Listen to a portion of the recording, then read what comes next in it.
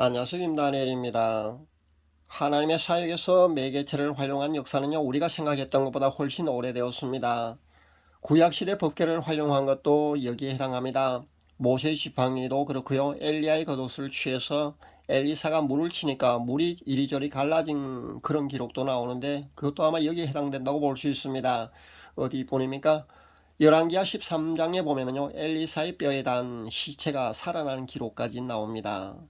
신약에 나오는 그 예를 들어보면요, 예수님께서 진흙을 개어서 봉사의 눈에 발라서 물에 씻을 때 고쳐진 기록도 나오고요.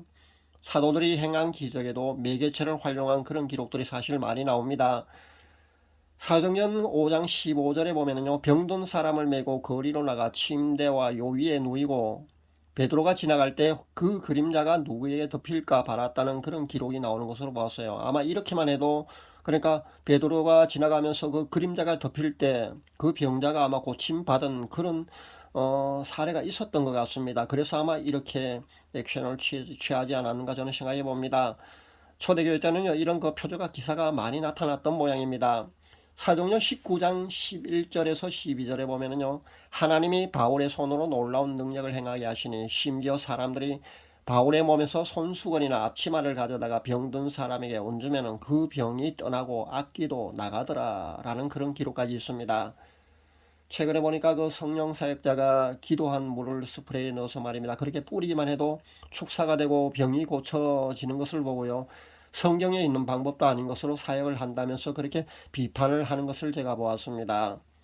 제가 바로 앞 그 동영상에서 유명 축사 신유 사역자의 방언 동상을 활용하는 방법을 제가 공개했습니다. 제가 이 방법은 사실 오래전부터 계속 이렇게 하면 효과가 있다고 여러 번 얘기를 했었습니다. 그리고 한 가지 또, 예수님의 사진을 활용하는 것만으로도 축사나 신유가 일어나고 영적 피해를 입고 있는 사람들이 그 고통에서 해방될 수 있다는 것을 제가 밝혔습니다. 그런데 이외로 부정적인 시선을 보내는 사람들도 있는 것을 제가 보았습니다. 근데 사실 그 방법론 말입니다, 그 방법론은요, 영적인 원리를 제대로 아는 사람이라면요, 금방 쉽게 이해를 할 수 있는 그런 방법론입니다.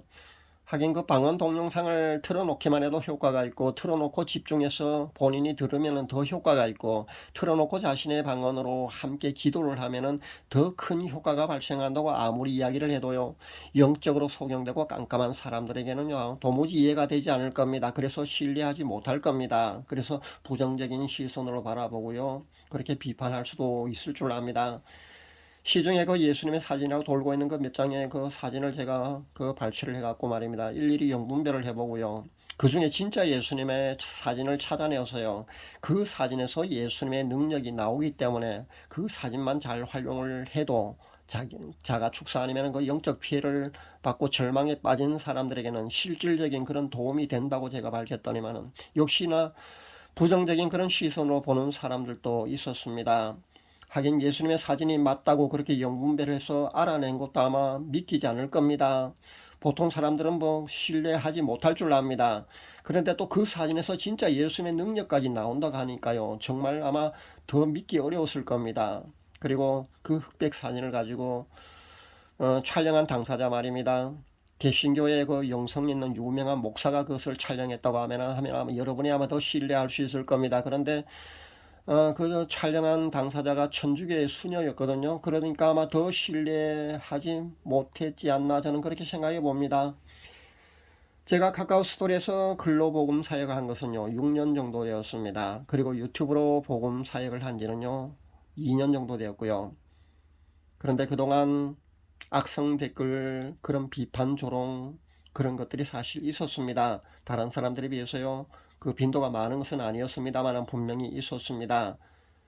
그런데 글이나 그 동영상으로 그렇게 제가 발표를 할 때만 유독 그 사탄의 정체가 파헤쳐진다거나 아니면은 그들에게 치명상을 입힐 수 있는 그런 발표를 하게 되면은요, 그 특별히 그렇게 더 사람을 통해서 그렇게 제게 공격을 해오는 것을 제가 발견했습니다. 심지어 사람을 통해서 공격을 해오는 것만 아니고 말입니다, 그 실제 직접적인 공격도 해옵니다. 원고를 못쓰게 눈이 침침하게 하기도 하고요, 손이나 팔 전체가 마비되는 그런 영적인 공격도 저는 몇 번 경험해 보았습니다. 그래서 그런 공격을 받으면요, 이것이 사탄 진영에서는 아주 그 치명상을 입히는 그런 그 내용이라고 저는 그렇게 확신을 합니다. 그 중에 가장 그 마음이 아픈 것은요, 사람들을 통한 악성 댓글이나 비판을 해온다는 겁니다.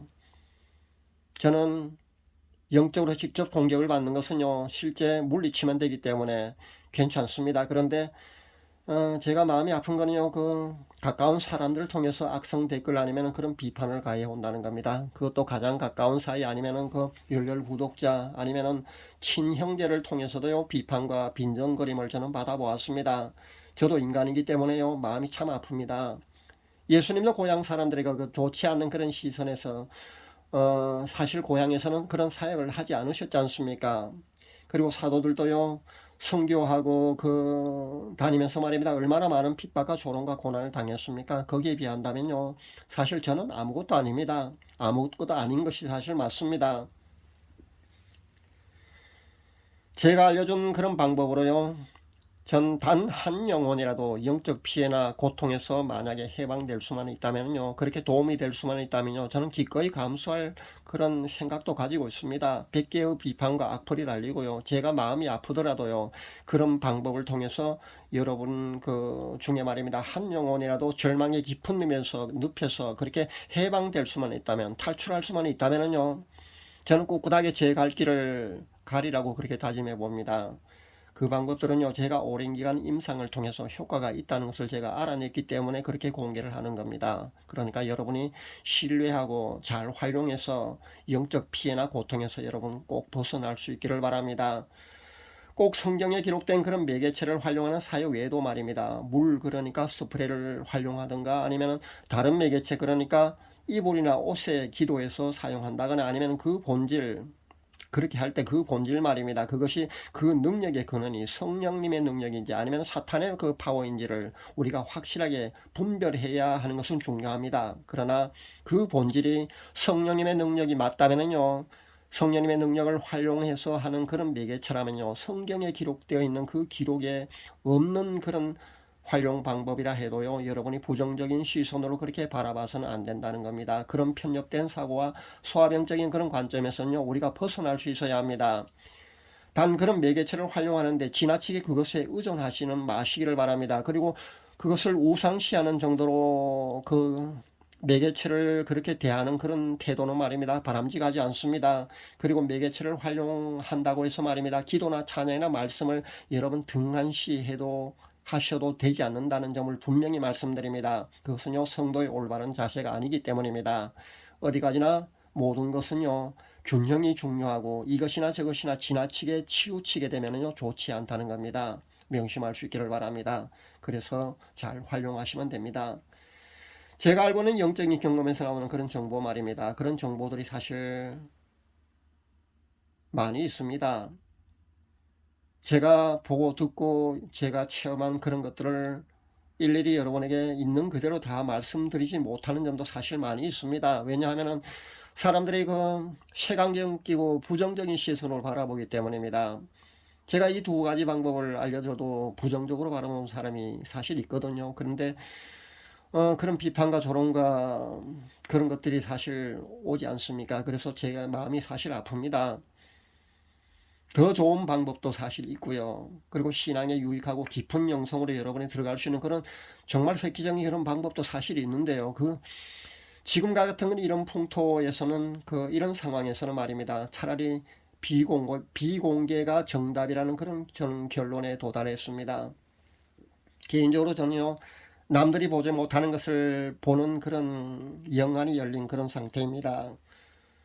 그리고 그 본질까지도요, 정확히 그 정보를 읽어내는 능력이 있다는 겁니다.